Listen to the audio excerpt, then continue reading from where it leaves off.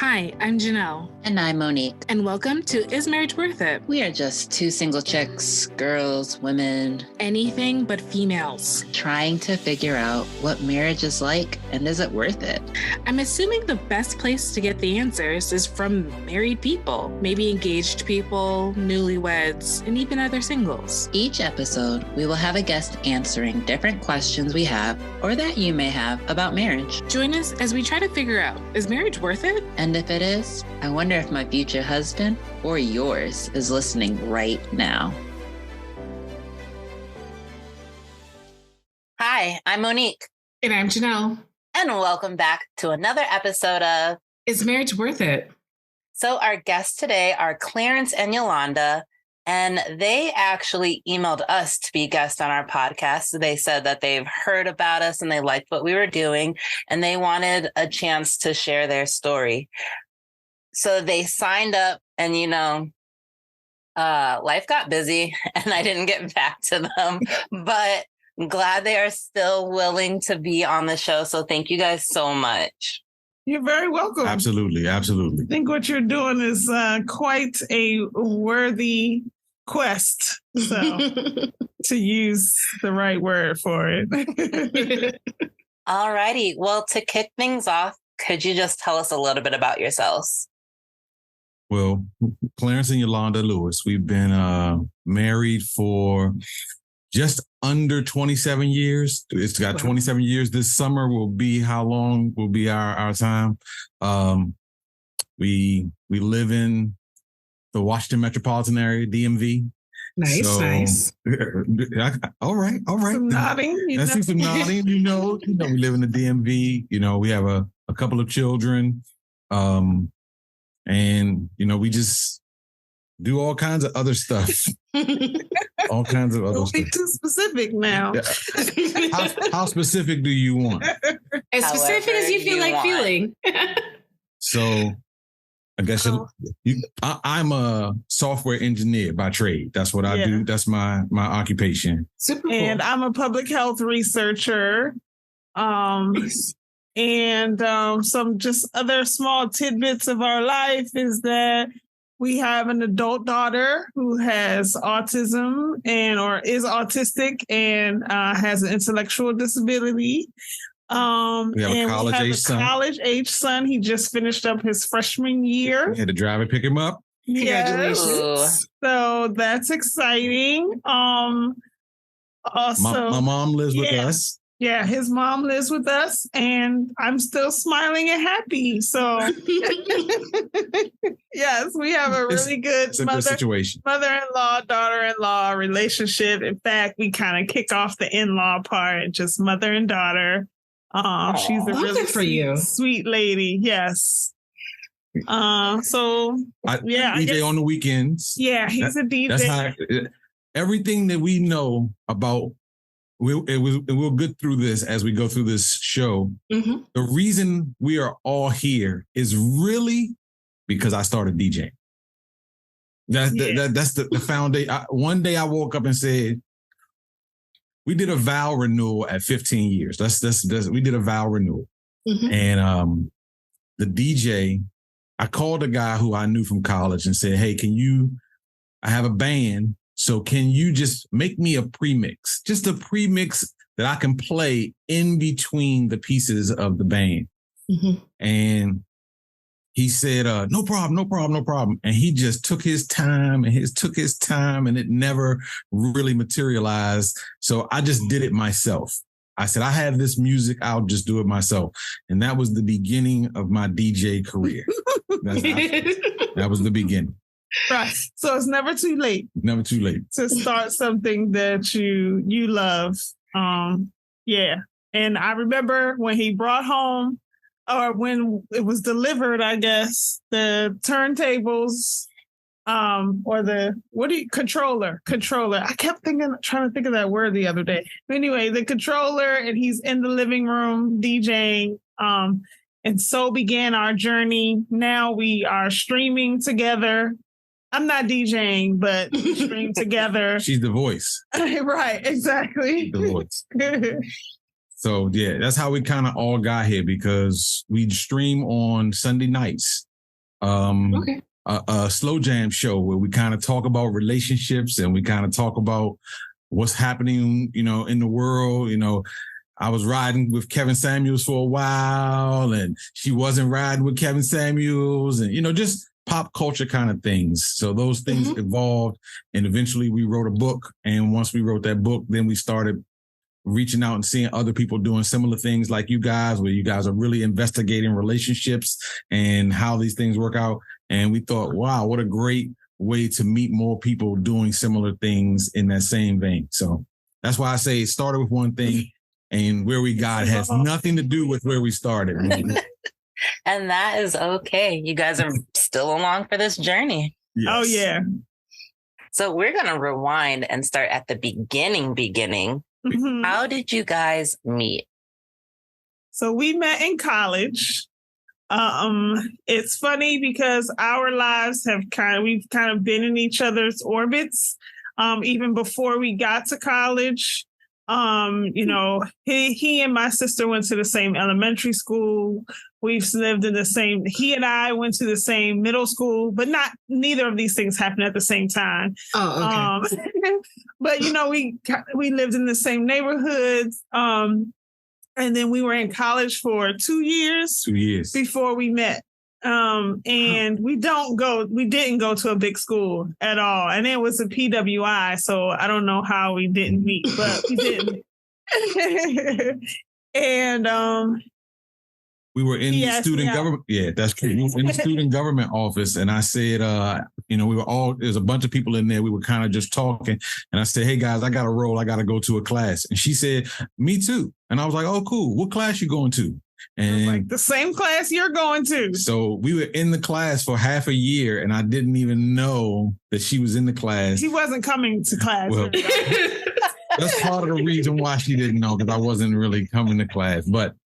And when he came to class, he made his presence known. So the professor loved him. And I would be sitting behind him like, oh, really? Never here, lady. What are you talking about? And the irony of the class is the class was called Marriage and the Family. Yeah. Crazy. We had no thoughts of marriage or family at that point. But that was the name of the class. Yeah. So that's how we met. We had a class together, and we studied for the final together, and then we just then he asked we came over for dinner. Yeah, it didn't turn out to be a good dinner, but we'll talk about that another time. It turned out to be sodas and ho-hos, but it's all I could get at that time. 2 a.m. in the morning. But it's a long, it's a huge story behind that. But I really, just to continue the story, I really just even though he didn't fulfill his first promise of bringing food for dinner, we just enjoyed each other's company. We had a good time kicking, in each other's presence, kicking it, chilling, laughing, and it just evolved from there. So how long did it take? Because you guys became friends. But yes. How long did it take before one of you realized, something's there? That's actually, it's tough to put your finger on that, because we became friends with benefits first. Yes. Oh, okay. And then she graduated, and that was really the turning point. She graduated and went away to graduate school. You think that was a turning point? For me, it was the turning point. How about that? Well, for you to want to propose to me, but just becoming in a relationship, I think it was after you graduated first. And I got a job and you was got making a some job. money. That's what happened. See, that's what his stock went up. I invested.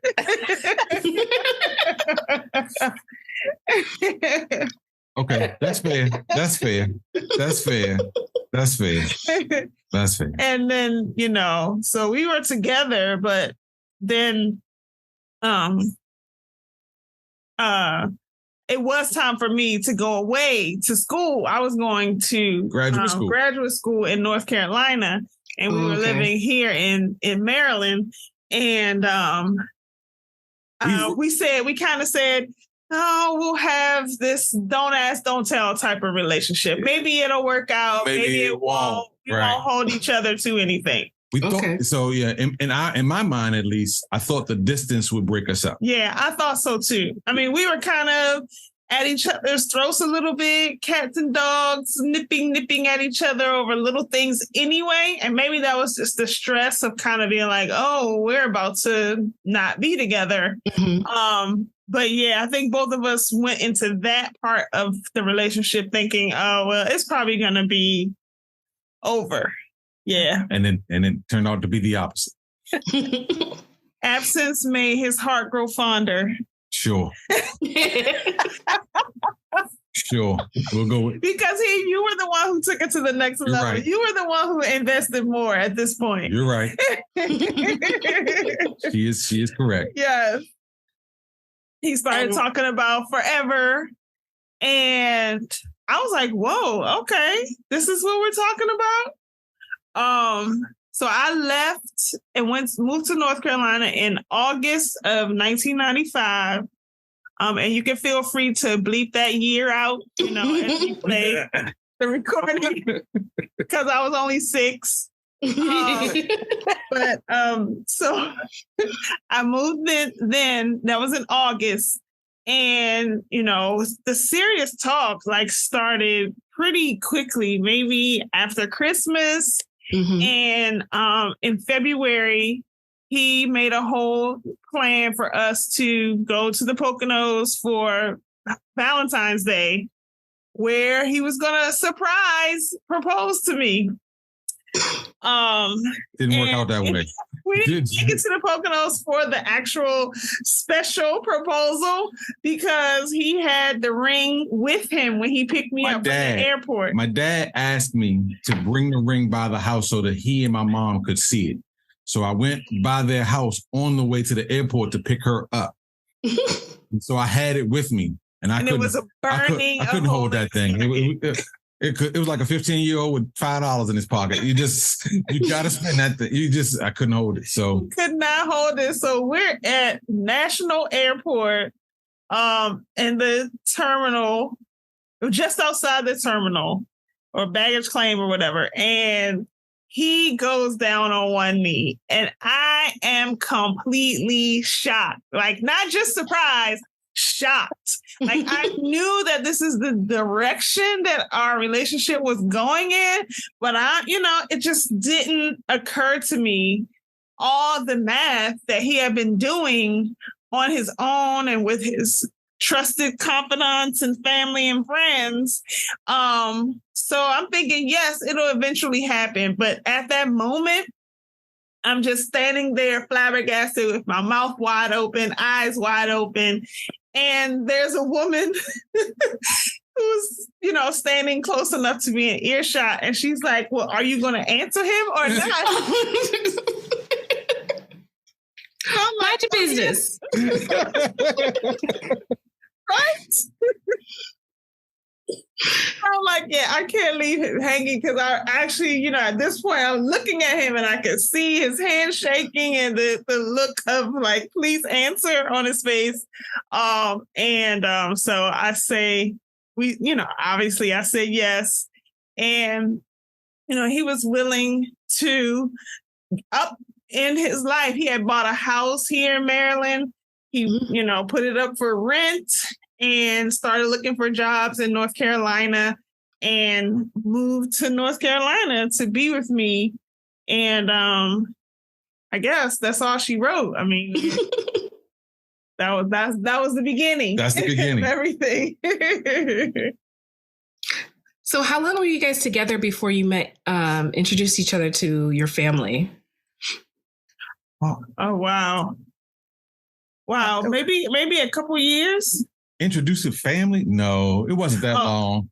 When you're in college and you got to go home every break and you got to do different things. And if I want to see her, I got to come by the house and I got to pick her up. So she introduced me to her parents. I mean, it's because a little bit. It wasn't like I'm introducing you to my parents to show some significant place you have in my life. I'm introduced to you, our parents, because it's the guy I'm dating. Our parents are still very much a part of our lives. Mm-hmm. You know, I'm living with mine, and I'm living with mine. So, you know, it was, at that young age, it didn't have the same. It did, you know, it did mark a seriousness, but it wasn't like we had a discussion. Okay, you're gonna come to my house, and we had dinner. My parents. Yeah, I mean, we had dinner at her parents' house, and I think she came to a cookout at my parents' house during the summer. You know, but just real casual. Nothing demonstrative or, you know, overblown about like, it. Just this is my boyfriend. This is my girlfriend. It wasn't a naming and, you know, we're about to be exclusive. It was just like, this is someone that I really like. And so you guys are still such key roles in our life. Here's this person. Mm-hmm. Yeah. So after you ended up moving to North Carolina, you guys were engaged at this point. We're married at this point. We're married. Okay. Yeah, we're married we got married over that. So that's a story in and of itself. We got engaged and we started trying to plan a wedding. Now I'm in school full time in North Carolina. I don't have time to work. So, you know, I have no money. I don't come from money. So my parents hadn't saved up for their daughter's wedding or anything. So he was pretty much the main source of footing the bill, and his parents were going to help too. And our families have very different ideas of what a wedding and reception should have. Like my parents are Pentecostal. So there was going to be no secular music, no alcohol, as far, you know, for them to have a good time and enjoy it. He's like, oh, my family. My family from the hood. My family from the hood. That's not going to fall flat. Go for that. So we're having all these disagreements about how the wedding should be. And he's like, well, you know, because we're on, you know, a limited budget, why don't we just have the reception in my aunt's backyard and they can cook? And I was like, oh, so now we're having a cookout for a wedding? Not feeling any of that. And I came home for the summer and I was living with him while I was home. And I don't know who said it first. Do you know? But we were just like, we should just elope. You know, we should just, you know, we really want to be together. We want to start our lives together. And the marriage would mark that beginning, but it doesn't have to be this big thing that we're fighting over all the time. Mm-hmm. You know, how are we going to come to an agreement? Let's just go to the justice of the peace. I think it was you. I think you said it. Okay. I think you said it. Okay. Because I know what my response was to that. My response was, you got to live with this. I'll be fine, but you have to live with this because most weddings tend to be bride-centric anyway. And I understood, and she understood that, and I understood that. So it wasn't going to change I wasn't going to ever look back and say, man, I should have did. I would have never happened. But she may have, because that's just, you know, that bride centricity of it. I wasn't the type of woman. I'm still not the type of woman who gets excited over those kinds of trappings, you know, like, oh, I can imagine I'm going to have on this dress and I'm going to, you know, the flowers are going to be this way. And these are the people I already know and you know, like really thinking and planning for like it, you know, as a day to look forward to. So I was like, no, you know, the marriage is the important part to me. You know, I'll be fine without a ceremony. So she went to the courthouse. Yep. And filled out the paperwork. Said we got to meet there on Friday. Yeah, you got to wait a couple of days in Maryland. The law was you fill out the application for your license. You wait a couple of days before you can actually get the license and then for them to marry you. So okay. I went to work and I left at 12. Take a half day. I said, I got something to do this afternoon, guys. So at this point, it was like a secret, you know, because we knew that the parents were looking forward to a ceremony, and I didn't want to have the conflict of saying, we're not going to have a ceremony. I know his parents. By this time, I knew them well enough to know that, especially his dad, ceremony and tradition is like very important to him. Mm-hmm. And he would have tried to turn it into something. I remember he would have. When you're right. He would have. When your brother got married, it's Justice of the Peace. Everybody went and, we're all crowded into the small place, taking pictures afterwards. So he would have. He would have. So it was it was a secret. We were just going to go do it. My sister, I'm the eldest of 4 girls, and the sister that was staying with me is like 14 years younger than me. So she's like this little girl. 6 or 7 years old. Yes. So we brought her because she was staying with us, and we invited one of my line sisters to come with us to be a witness and to kind of watch the girl. She was there to watch the girl. She was there to watch the girl. And we called her. He's like, I cannot do this. Once we got to the courthouse, he was like, I cannot do this without calling my dad. He has to know first before I say I do. And so we said, okay, let's take our moment and each call our parents. My mom's ecstatic. Like, oh my God, you won't be living in sin anymore. And his dad is like, wow. Really doing that right now without me. Right. Oh, it was such a great call. He was right. He wasn't. It took him a minute, but he got himself together. He got himself together.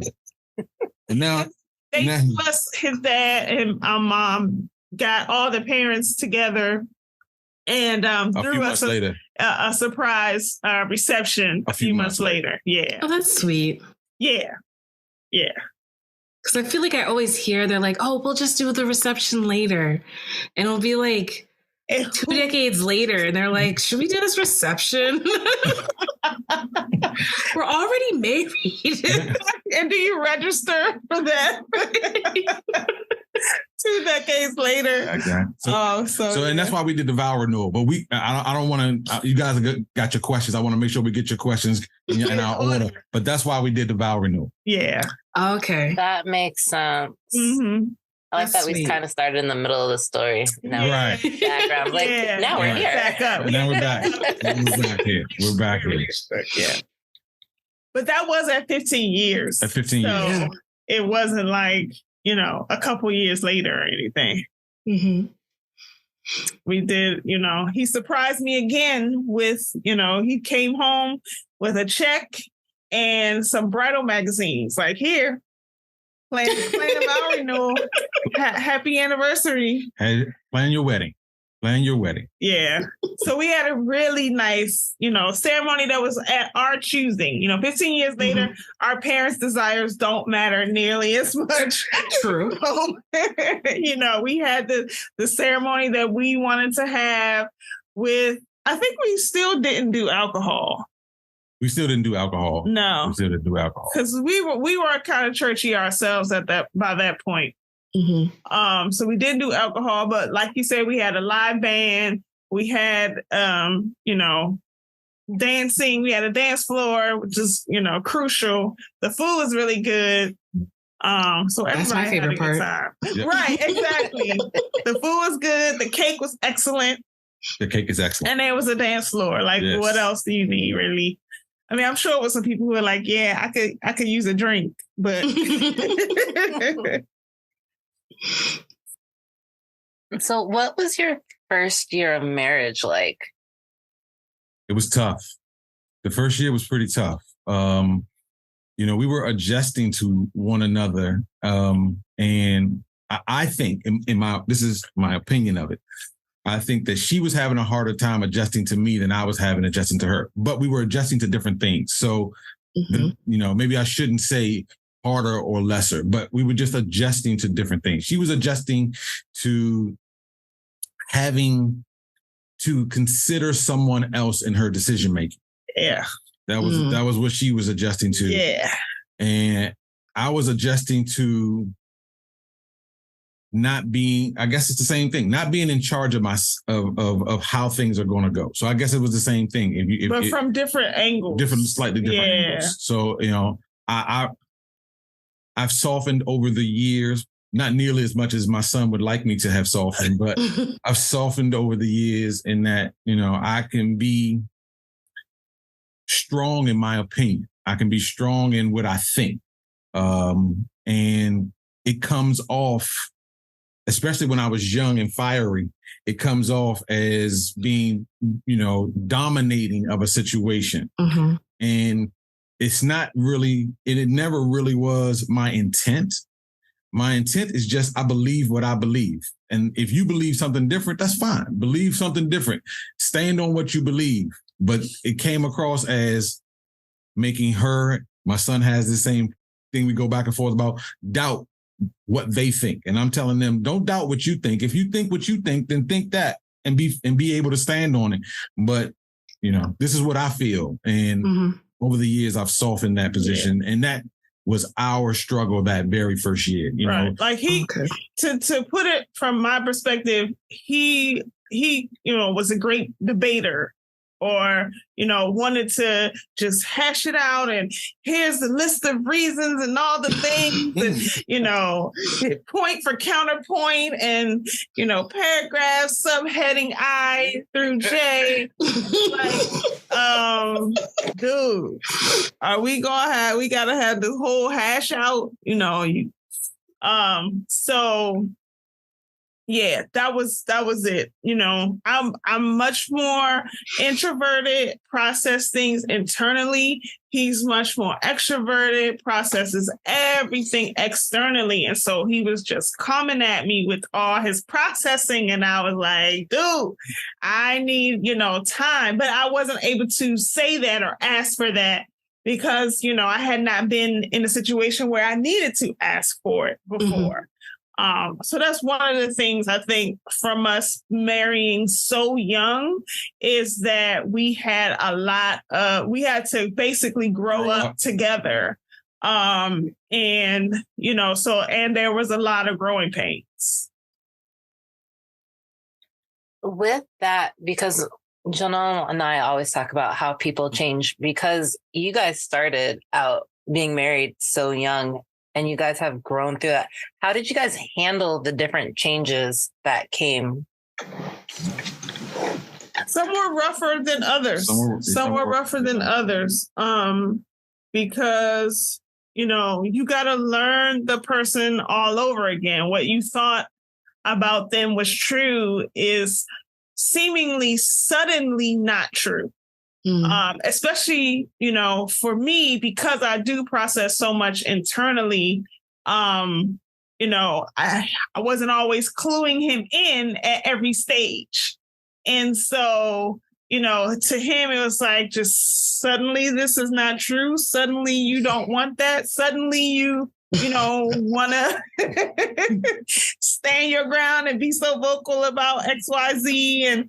And, suddenly you're asking me for things, you're articulating your needs in ways you weren't before. Mm-hmm. And then, you butt heads over that and you learn. I think we really had to, we got to a point where we knew we needed to have a hard conversation. It was like, let's just have it.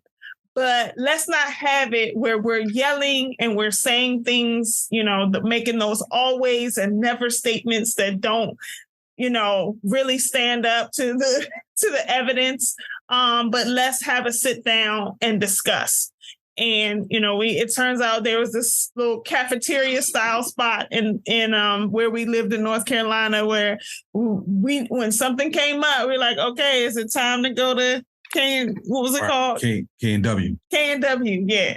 Because we're not going to make a scene. Because we're not going to make a scene. Right. I mean, we're too proud, maybe proud for that. We don't. And this is years and decades before things like World Star. So no one's going to record us, but I'm not going to fuss and fight with someone in a public restaurant. I was raised better than that. Yeah. So going to a safe space. Right. Made it safe because it was public and we could just sit down and talk and really, speak from the heart, listen from the heart. That took practice to learn how to listen and not be preparing your argument the whole time or, slicing and cutting up the other person's point, while they're trying to express themselves. So we had to learn all of that. So those are the types of techniques, if that is the best word that I can use, that we use, knowing each other well enough to know that neither one of us was going to act out of pocket. That we could find, not all relationships are like that. And I'm not knocking other people's relationship at all. Some people like that fire. I prefer not to have that fire. So it works out, there's some, I guess there's some pluses and some minuses. I'll have to figure out what the pluses are, but there probably are. So this is what worked for us. I think that's the first time I've heard that. And that's saying something. And that's saying something. Y'all on episode like 73. Now I'm gonna steal that. I think you're right. Like, I'm too proud to be too loud in public in a fight. So, like, maybe that's where disagreements should be. Right. Exactly. And then it becomes a conversation of you're going to actually have to have a conversation. And keep calm and even if you got to take a moment, because she's pretty famous and between us for saying, I need a moment. Let me ponder that and I'll get back to you on that one. And it took me a long time to be able to say, okay. And I say, how could you not have an answer? We've been sitting here talking about this. How could you not have an answer? But that's experience and time to be able to say, all right, go ahead and take some time. Right. But the key to her making that work is she got to circle back. Right. She can't just leave it out there, because if she leave it out there, he gonna come up with his own answers as to what I'm thinking and what's true. So I gotta not take forever. I can't take 2 weeks. It's gotta be within that week. A couple days. Yeah, for sure. And more for me, it's just making sure that I'm coming across clear, that I'm saying what I mean, and not what my emotions want me to say, and that I'm ready for the argue back. Because like I said, he loves the debate. He loves the exchange of thoughts and ideas happening. She make it sound so bad. She make it sound so bad. I'm trying to make it sound good. No, because that's me. I'm a debater. Unless I'm losing, then I don't want to talk about it anymore. You're doing too much.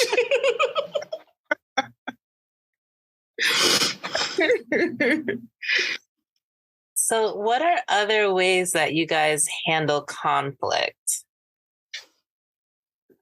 So we need individual stress relievers. That's a huge part of our lives. As much as we enjoy one another, we also we had to learn to enjoy our time apart. Right. And to be able to, before my knees gave out, I would go to the gym and play basketball. I don't go no more because that's just, I retired. Y'all missed the press conference? I missed that. I hold a whole press conference and everything.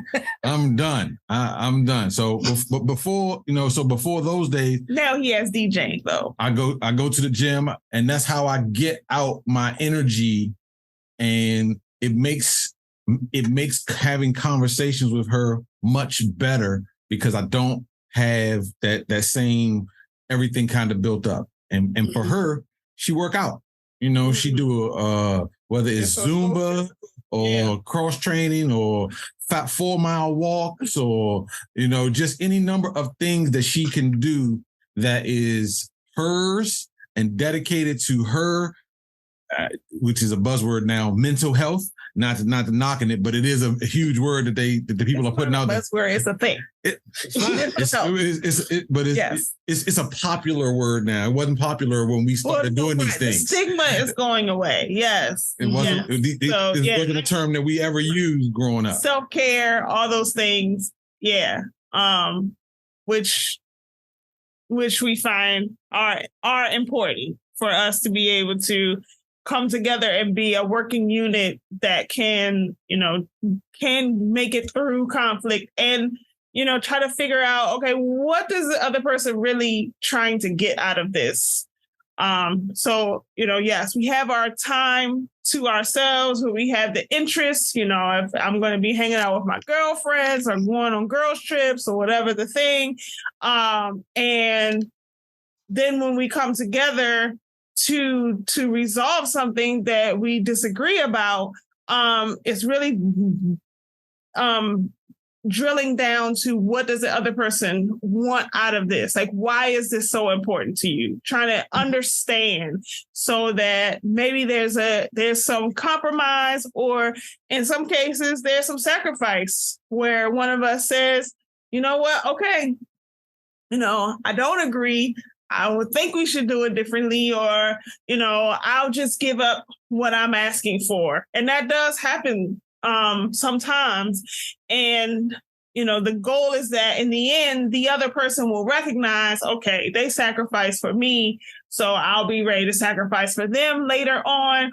Or, you never know when something really good is going to come out of it. You figure out that the other person was right, or that there wasn't just one way to do it. There was always 2 or 3 or 5 ways to do it. And we're just picking one that either is most important to one of us, or that we see is going to get us to this, this goal that we have. What is our shared goal? We want the baby to go to sleep. So.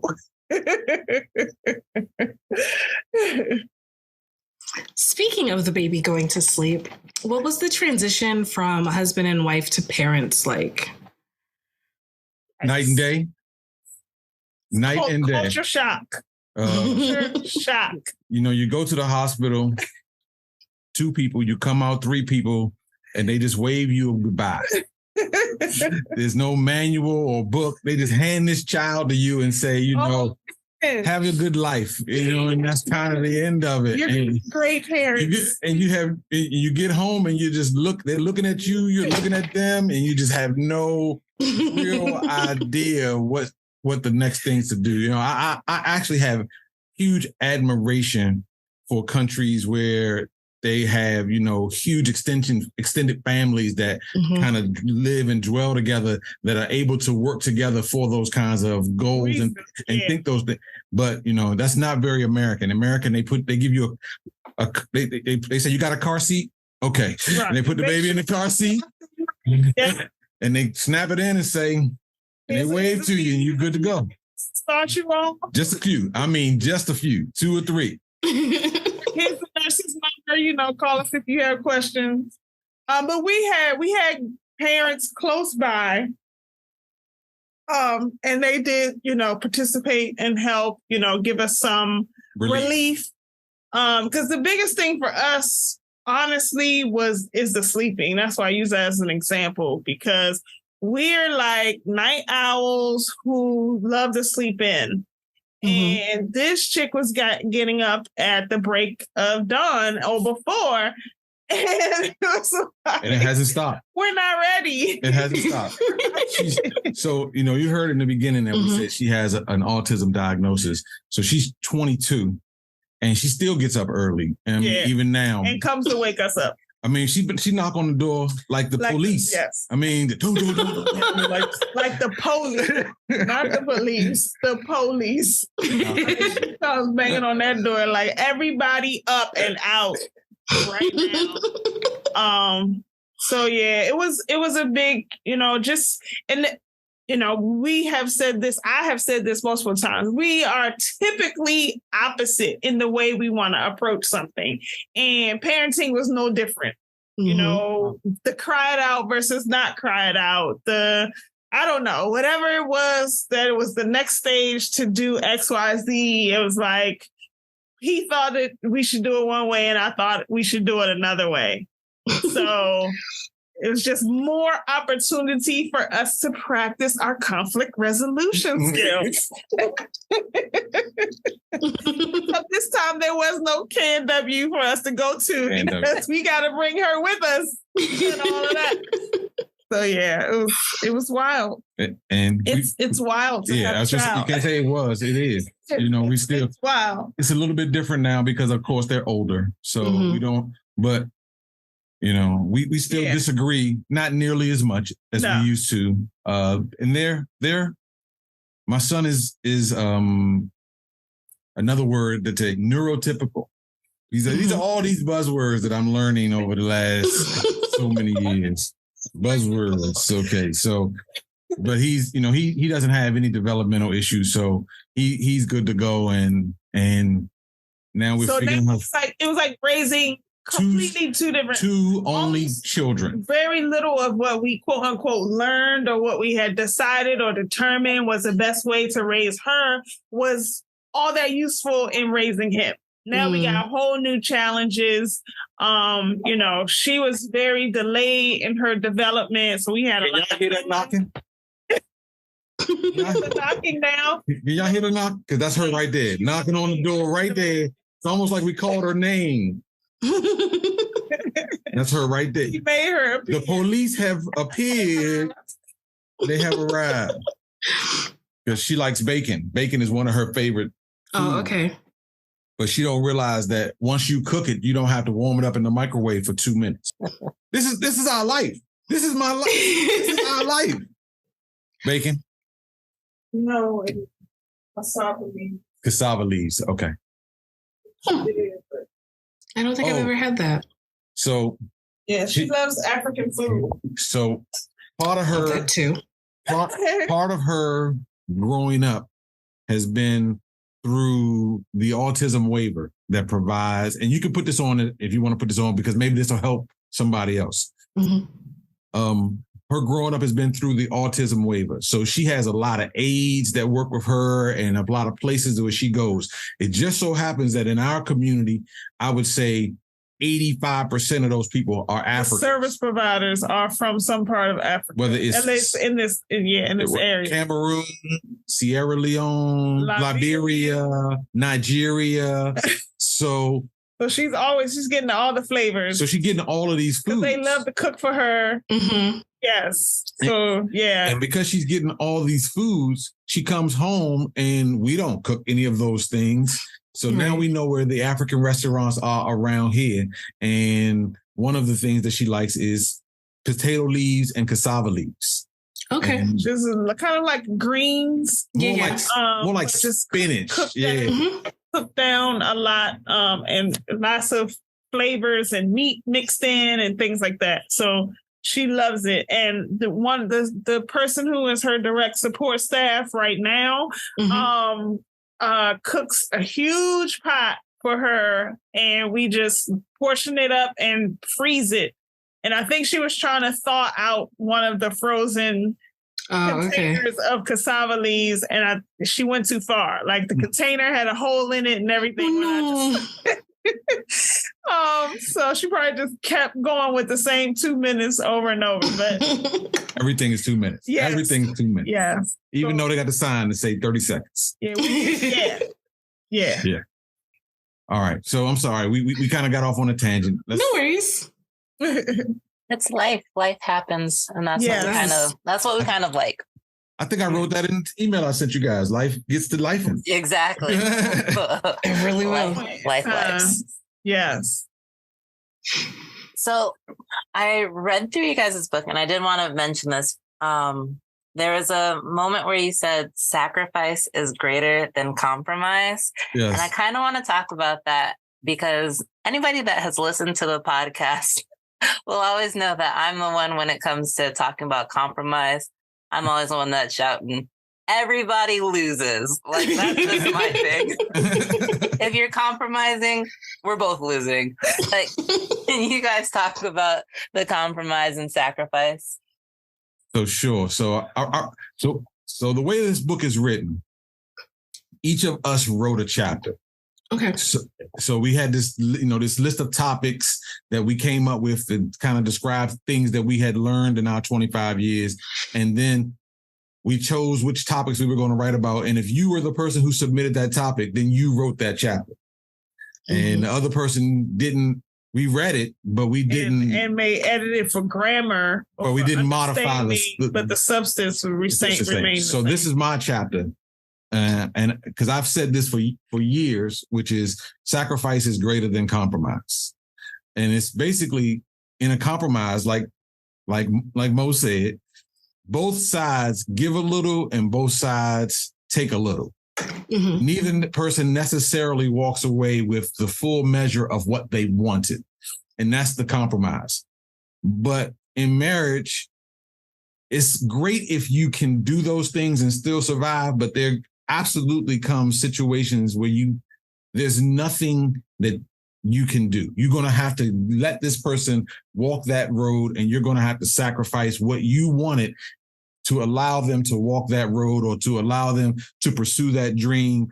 And there may be a reward on the other side. There may not be a reward on the other side. And that is the real sacrifice, because in the compromise, you know immediately what you're going to get out of this deal. And when you're sacrificing, you have no idea what the outcomes are going to be on the other side. So, one of the ones we talk about was when she mentioned that she was living in North Carolina when we got married. I packed up my whole life and moved to North Carolina. And people will say that was a sacrifice. And it was, because I had no idea how that was going to turn out. I just, this is where she was. I want to be here. So if I can stand firm and say, I have a house, I own, I live here. Why don't you transfer schools and or why don't we do this long distance relationship? That way you can still go to school and I can still be here. All these are compromises. Mm-hmm. I'm going to come there. It was never a question. I never said to her one time to consider any of those other things. This is more important than anything that I have going on. I'll come to you. And, I don't say that to beat my chest. I just say it to use it as an example of things that you would have to do in marriages. It happens all the time. Maybe it's, I want another baby. I don't want another baby. Are you willing to? There's not really a compromise on that. Right. There's no half baby or just a part-time baby. So once you're in, you're in. And from the person doing the compromising, the important aspect is not to hold the person to the fire for the outcomes of your sacrifice. If it don't work out well, you can't say, I can't believe I sacrificed all this for you. You can't. Right. You made the decision to do this, so you gotta be okay with the consequences. It becomes our decision. It becomes our decision. From the person who receives the sacrifice, you gotta recognize that this person did give up some stuff for you, and you gotta be willing to acknowledge it and say, hey, I know you did this. And I really appreciate it. Just if you just help me get through this period, we'll be good to go. Just let them know. Or extending grace to them when it's hard, because they didn't want to do this thing. And then you get all in your feelings. Like, why aren't you extremely ecstatically happy about something that you didn't want to do? My mom always says, if you want them to take out the trash and be happy about taking out the trash, that might be asking a bit too much. They're willing to take it out and they taking it out. Be okay with that. So they're not dancing and skipping and laughing out the door with the trash or whatever the thing. Whatever the thing. So yes, that's and several people have talked about that chapter. I didn't know that it was going to get the appeal that it is. But I think it does become the difference between relationships that go a distance, that those are the turning points when it's time to sacrifice and you're unwilling. And I think in order to even for that to be a successful thing to happen, there has to be such a level of trust between the two of you that, sometimes isn't there, so I can't even ask you to sacrifice for me because, I've not come up with my end of the bargain in so many other things, or even this one thing over and over again. So how can I trust you that if I make this sacrifice on the other side, we're going to benefit together, or you won't be the only one that benefits from this, that you are going to recognize the sacrifice. And so, that having that trust that we both really do have the relationship's best interest in heart and each other's best interest at heart. Like, I'm not doing this to be completely selfish. I do want something good for both of us to come out of this. And if we can trust that is the case, then it makes sacrificing an easier pill to swallow. Yeah, when I read through that chapter, I was just like, I have to ask about this. Okay, it's fine. It's just right up my alley. So another thing is, I know you had previously mentioned that Yolanda, you grew up, was it Pentecostal? What type of Pentecostal? Uh-huh. So does spirituality play a role in your marriage? Or did it play a role in your marriage? It's played a changing role throughout our marriage. In the beginning, the first role it played was me saying, when he started talking about forever, I was like, well, wait, we are unequally yoked. I don't want to see us be in a marriage where we're not both honoring God with our lives and putting his will and, at the center of it. Just from the way I grew up, I wasn't winning any Christian prizes at that point, but I knew that was important, for a decision for life, a lifelong decision that I wanted a marriage to last. And I had seen that even with, Christ at the center, marriages were falling apart. So how are we going to do this? What's going to be our shared foundation of values? And so I said, you're going to have to start looking into, living the way that I believe we should live. And he started doing his research, going to churches and, reading his Bible, the things I'm not going to speak for you for all the things that you did to kind of see what is this woman talking about. But he did. And so when we got together, we were kind of churchy a little bit. For some, like I said, we didn't drink, but not as churchy as I had grown up. We kind of made some decisions not to live a really legalistic lifestyle.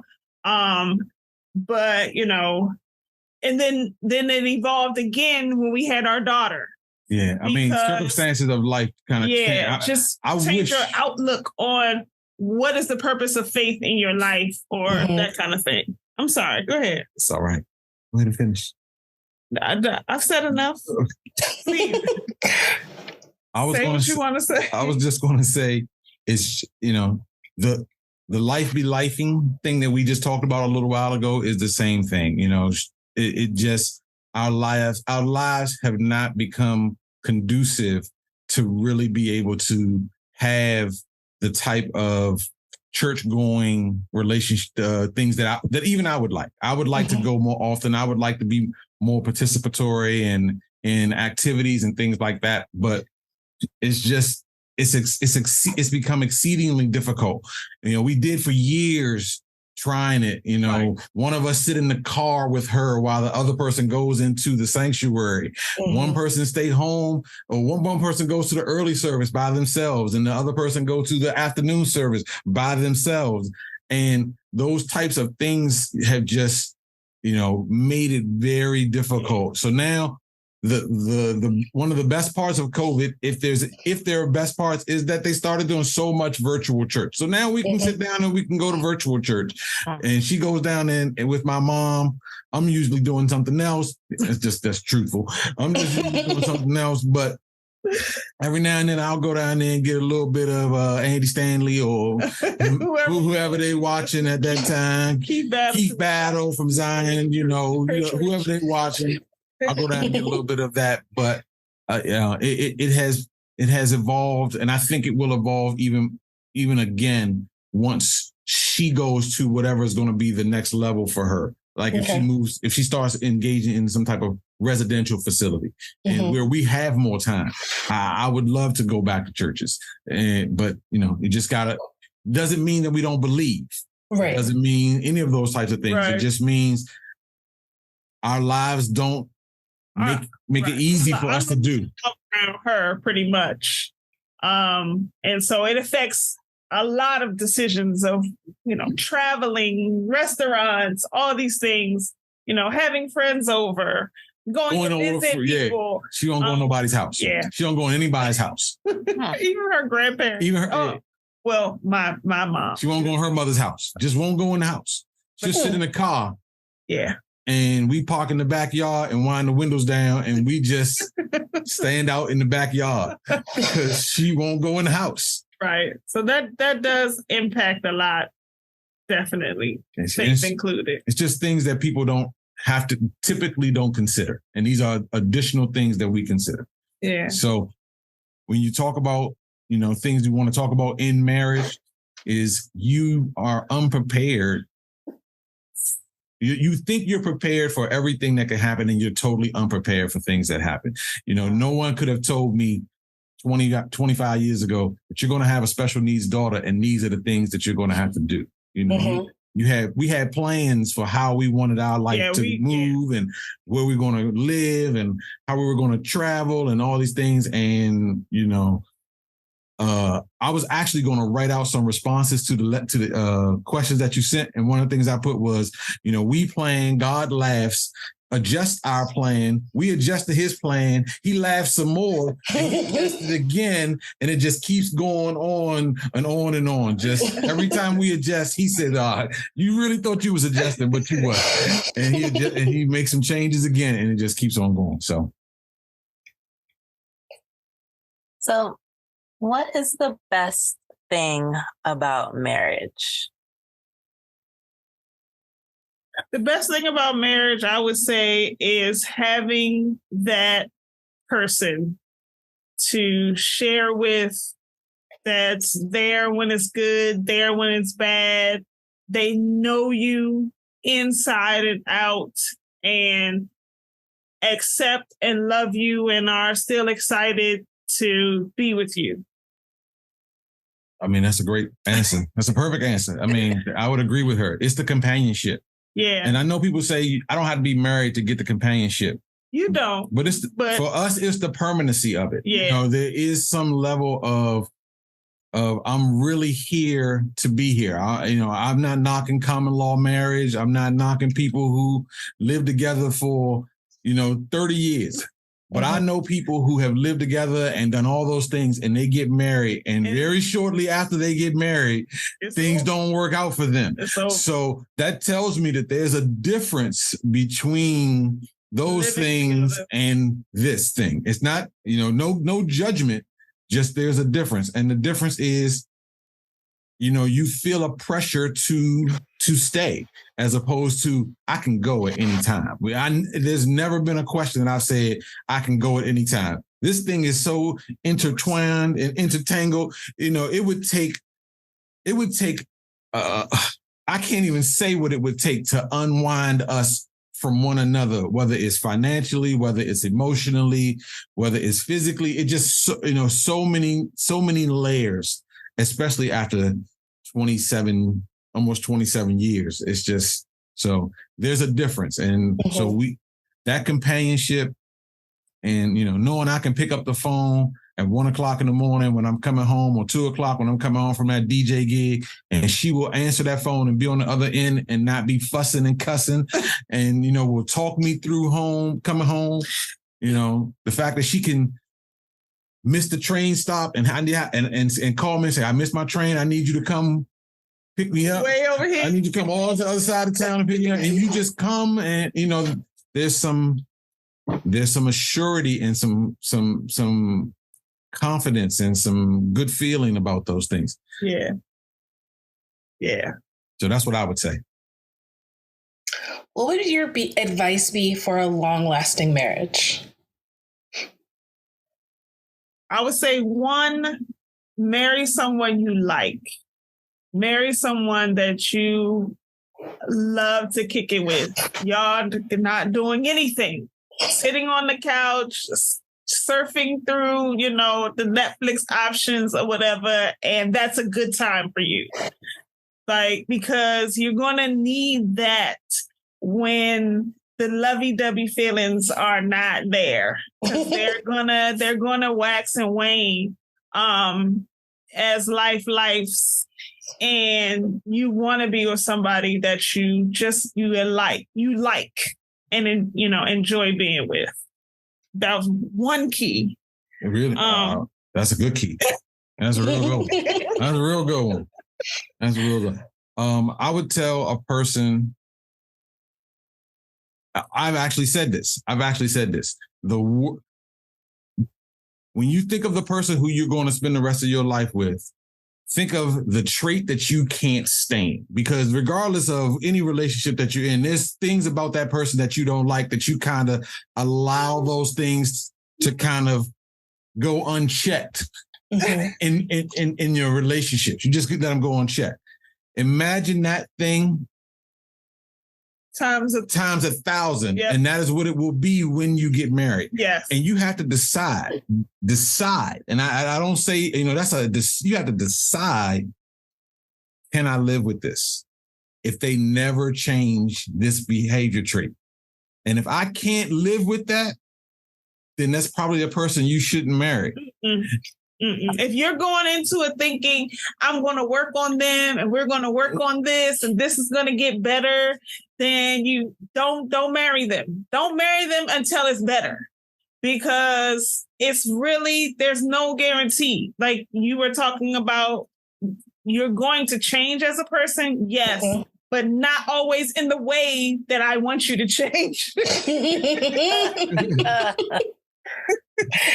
I don't think anybody's been that honest. And they're like, they're going to change. It's not always how you like it. It's not always how you like it. It's not always like it. It's not always how you expect or what that whole idea of marrying potential and he's about to be and he's going to be and he's not. I would say just wait. Let him be that.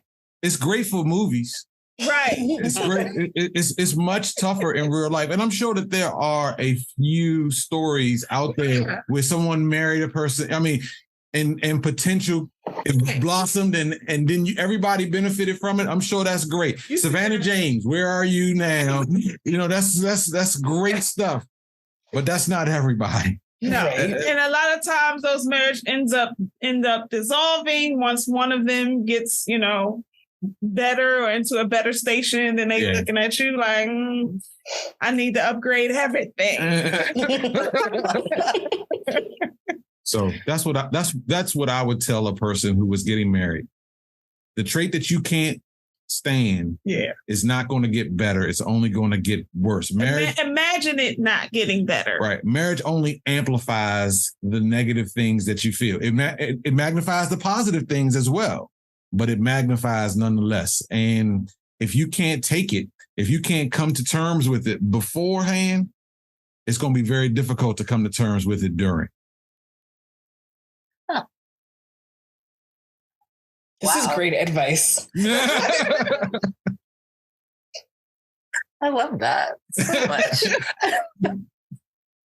But Clarence and Yolanda, first of all, we want to say thank you so much for taking the time out of your guys' schedule of lifing to come on our podcast. But before we let you guys go, we have one last question that we ask all of our guests.